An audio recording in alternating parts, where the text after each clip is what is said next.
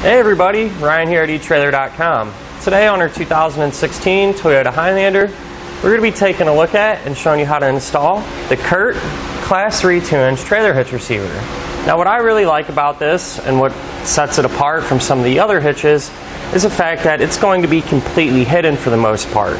The only thing you're going to be able to see is a receiver tube. Many of our Highlander customers plan on using their vehicle to do a little bit of everything. This is going to be a good all-around hitch for that. Since it is a 2-inch by 2-inch, our choices for hitch-mounted accessories are going to be pretty much endless, and since our hitch does come out a little bit past the bumper, it's going to give us great clearance, which will work perfect for those folding accessories. It's going to work good for towing too, since it is a Class 3 hitch. It's going to have some pretty impressive weight capacities. As far as the maximum gross tongue weight rating goes, that's going to be 500 pounds, or the amount of weight pushing down on our hitch. So that's going to work perfect for those 1 to 4 bike racks and pretty much any accessory that you would want to use. As far as the maximum gross trailer weight rating goes, it's going to be 5,000 pounds, the amount of weight pulling on the hitch. So that's the weight of your trailer plus anything you might have on it. Now it is a good idea to check with your Toyota's owner's manual to make sure your Highlander can pull that much weight. And if you plan on using that weight capacity to do some towing, I'd recommend picking up some trailer wiring. That way your lights on the trailer will work as you go down the road. The hitch is going to have a reinforced collar for extra strength. And it's also going to have the standard size 5/8 pinhole. Now keep in mind, it does not come included with the pin and clip, but if you need one, you can find it here at eTrailer. It's also going to have loop style safety chain openings, which are big enough and open enough to use just about any size hook. Now I'm going to give you a couple of measurements, and you're going to use these to help figure out which hitch mounted accessories to get. From the ground to the top inside edge of our receiver tube opening, that's about 15.5 inches. You're going to use that to figure out if you need to get a ball mount with either a drop or a rise. From the center of the hitch pinhole to the edge of our rear bumper, that's about 1 inch. And you're going to use that to figure out if any folding accessories you might have can be stored in the upright position without contacting the bumper. Let's go ahead and put it on together now.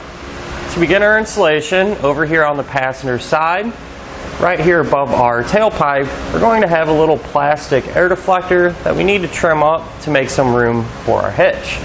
As I said, this is a thin plastic, and there is a diagram and instructions that'll tell you where to mark it. I went ahead and already marked ours, that way I can cut it. Now you can use a knife, a pair of 10 snips, however I'm going to be using a Dremel tool to get that trimmed off.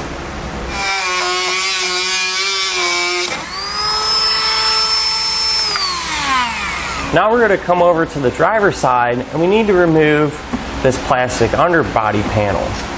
We're going to first start by doing that by removing the 2 plastic push pin fasteners, one here and one here.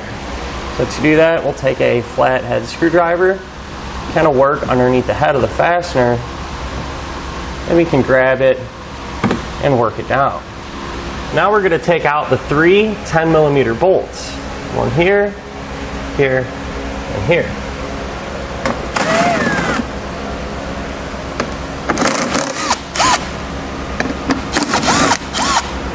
Now if we move to the inside, here next to our spare tire, we're going to have 2 plastic 12mm nuts. Now you can typically do these by hand and loosen them up. And then what you usually have to do is kind of grab the panel and put some downward pressure on it while you're unscrewing that nut to get it to break free. We can grab our panel, just work it out from under the vehicle and set it off to the side. On the driver's side, on the bottom of our frame rail, we're going to have some plugs that we need to remove. 2 of them will just be rubber plugs. You can just take a flathead and kind of pry them out from the frame rail.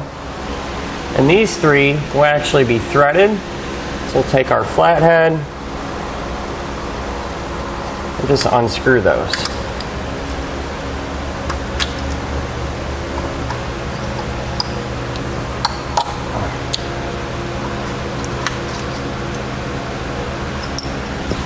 Now on the passenger side, we're going to have two rubber plugs that we'll need to take out, as well as our tow hook. Now if your vehicle doesn't have the tow hook, what you would do is just remove all the plugs, just like we did on the driver's side.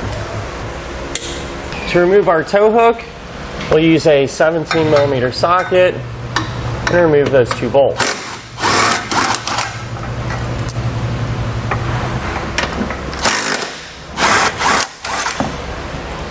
Now if we move a little further back on our frame rail, we're going to have this metal tab that we need to remove.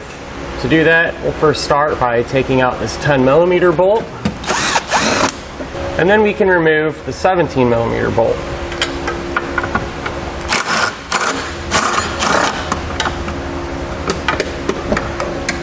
Now on each side, behind our bumper, we're going to have two plastic fasteners that we need to take out to help make room for our hitch. To get these out, we'll just take our flathead, pry underneath them, and pull them out.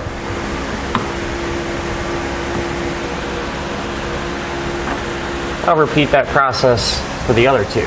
Now with an extra set of hands, we can take our hitch, put it into place, go over our exhaust.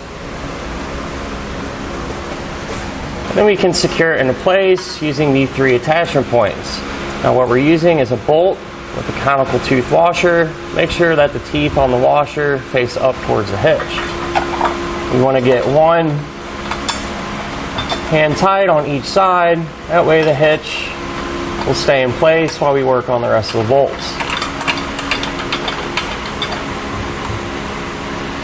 Now just a quick tech tip. Whenever you are putting your hitch into place, this is how your tabs here are going to sit. So keep that in mind whenever we're lifting our hitch up. You're going to want to make sure that that top portion of our plastic here is on top of our hitch. With our hitch supporting itself, now we can put in the rest of our hardware into our remaining attachment points using that same hardware, a bolt and a conical tooth washer. With all of our hardware in place, now we can go ahead and snug it all down.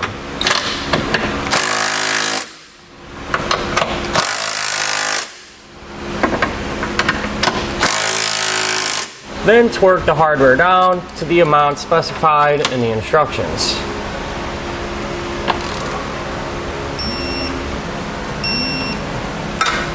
Now we can reinstall our push-pin fasteners. Just push them in, secure them like that. When it comes to an underbody panel, we have a couple of options. You could trim it out according to the diagram and the instructions, which I went ahead and marked out here for you just to give you an idea. You would do that with a Dremel tool, a box cutter, or even a pair of shears. And then reinstall it the opposite way that we removed it. Or what you could do, which in our case, our customer is choosing just to leave it off entirely. And that'll do it for our look at and our installation of the CURT Trailer Hitch Receiver on our 2016 Toyota Highlander.